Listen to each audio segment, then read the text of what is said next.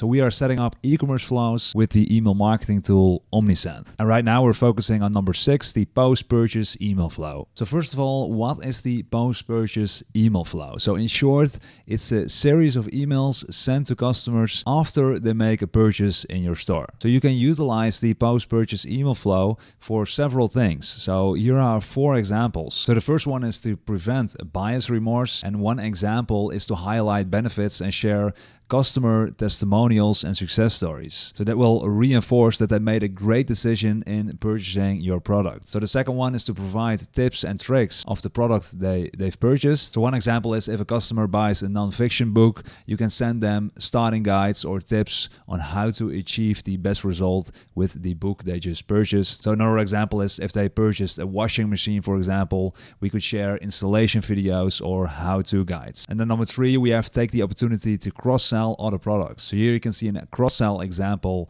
of a newsletter I found online. So we are in the process of packing up your starter set. So someone purchased the starter set, as you can see over here, for $5. And here is the cross-sell. So how to make your blades last longer. Keep them high and dry. Our razor stand is designed to keep your blades above water so they last longer. So this is basically just a confirmation email where they let the customer know that they're in the process of packing up the starter set, but at the same time they're cross-selling the razor stand. So that is just one example. And by the way, if you search on Google on post-purchase email examples, you get lots of different results with good examples, which will give you some inspiration for your emails you can use in the post-purchase emails. And then number 4, we have request reviews. So what I do for my business, so I sell these 4 books, as you can see over here, and I have close to 800 reviews in this store. And the reason I'm having so many reviews in my store is not because I have so many orders,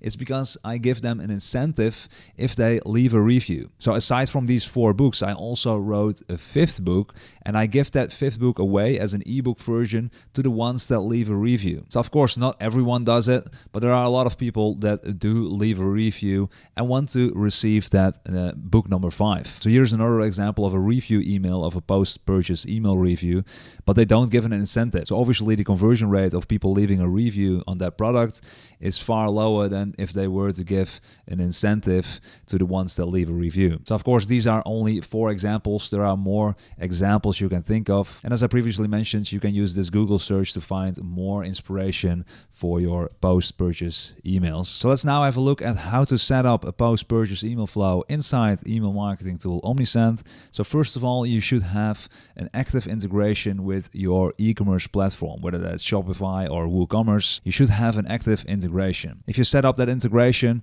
you can head over to automation, and then we're going to click on create a new workflow. So if you enter post in the pre-built automation workflow templates, you can see a couple of examples. So we have the regular product review template, but we also have this one, the replenishment reminder. We haven't spoken about that earlier. So this is another example. So let's say you're selling coffee on your store, reminding your customers that they need to replenish their inventory with new coffee is a great idea, of course. So we can choose to create one from scratch, but in this case, we're just gonna use this one and we can edit it to our own liking. And if you're new to Omnisend, I do suggest you use these pre-built workflows. So for example, if we open this one over here, so customize the workflow, and if we scroll down a little bit, here we can see the email the pre-built workflow already has. And if we open this email, so if we click on edit content, here you can get an idea of how these emails work inside Omnisend, because these are dynamic emails, because you're obviously not manually emailing those customers, right? This is an automatic email that will be sent to your customers. So for example, this is a review email asking for a review. And if I click on this icon over here and if I show you a preview, so because I have my Shopify store connected to this Omnisend account, I can select a contact that recently ordered something in my store. For example, here you can see that the Omnisend email dynamically generates the image, the product image basically, which is this product image, and it also dynamically generates the product title, which is the product title. But anyway, if we go back to the newsletter and if I just, for example, click on this image over here, you can see how they built this particular email. So for example, this image, you have a dynamic content type And for the data source, they selected the product image URLs. And it might be self-explanatory to choose the product image URL, but if you're totally new to Omnisend, you probably don't know what data source you should choose for the image, for example, or for the item name. So if we click on the item name over here, and if I go to dynamic layout, and here you can see it chooses the line items. I wouldn't know it should be line items, right? Since there is a pretty big list of different options I can choose from. So I wouldn't know that line items would mean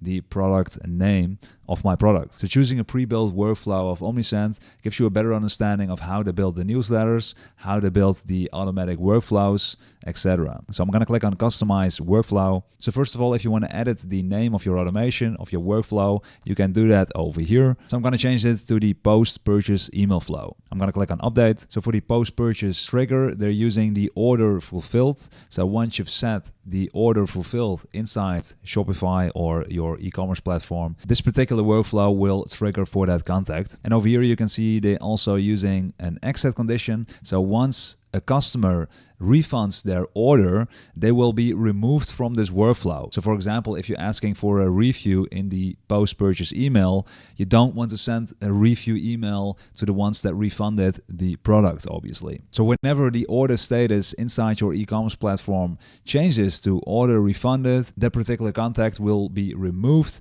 from this workflow, so they won't receive these emails you've added to this particular workflow. So in this case, there's a delay for 2 weeks. So depending on the goal of the post-purchase email flow, so for example, if you want to prevent buyer's remorse, you shouldn't wait for 2 weeks, obviously. You should send that first email within probably like 5 minutes after they ordered your product. And that goal of that first email will be to prevent the buyer's remorse. So you can, as explained earlier, you can highlight the benefits of the product, you can share customer testimonials and success stories, but do keep in mind that strategy is really personalized to specific products in your store. So if you're selling thousands of different products, such a personalized strategy of highlighting benefits of those specific products might not be feasible for you. But if you're only selling a few products, that could be a really good way to prevent the buyer's remorse. So if you're creating a generic post-purchase email flow, so one email flow for all your product orders, so you can just create just one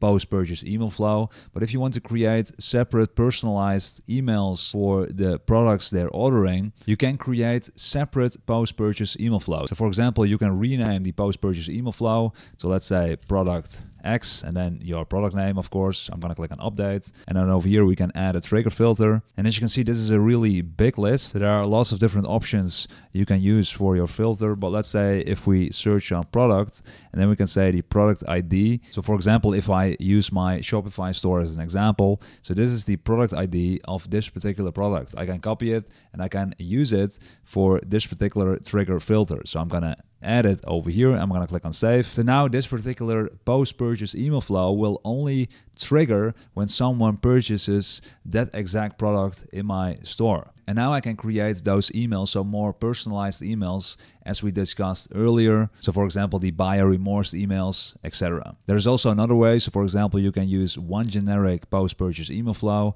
and you can use the split action to create personalized paths basically. So for example, if I click on this split action over here and if I drag it onto the workflow. So we can now set up a rule, and for example, we can create a trigger filter. And as you can see over here, these filters are exactly the same as we've used with the trigger filters over here. So I can now search on the product ID, I can select the product ID, and now I can enter that same product ID that we just used previously, so this one, and I'm gonna paste it in here. I'm gonna click on save. So now whenever someone purchases that particular product, I can now use that yes path for that particular product. So for example, if someone purchases that product, I wanna wait for only, let's say, 3 minutes, and I then want to send the first email with the goal of preventing buyer remorse, for example. If they didn't purchase that particular product, I can over here create another split action. I can select the rule trigger filter again. I can go to product ID again, product ID. I can enter another product ID over here and click on save, and I can create a personalized path over here for that particular product. And by the way, if you do have hundreds of different or thousands of different products in your store, but let's say only a handful of them are your best sellers, so you can create these personalized post-purchase email flows for your best sellers. So for example, if I remove this one over here, this split, yes, delete this split. So let's say, for example, this is my best-selling product, and if they don't purchase that particular product, I want to just send one generic email to every customer that orders something in my store, but just one generic email asking for a review. So for example, in that case, I can add a delay over here of 2 weeks, for example, so for example, 2 weeks, click on update, and then we're gonna add an email below the 2 weeks over here, which is the review email. I can also just copy this email, by the way. I'm gonna click on clone, and then I can drag this one over here, so we don't have to recreate that email. I can remove this one, yes, delete. And now we created a personalized post-purchase email flow for our best-selling product, and everyone else that ordered a different product, they will receive the generic email for asking for a review. So whenever you're ready, you can click on start the workflow, and then it will become active. Check the mic and make sure it sound right, boys.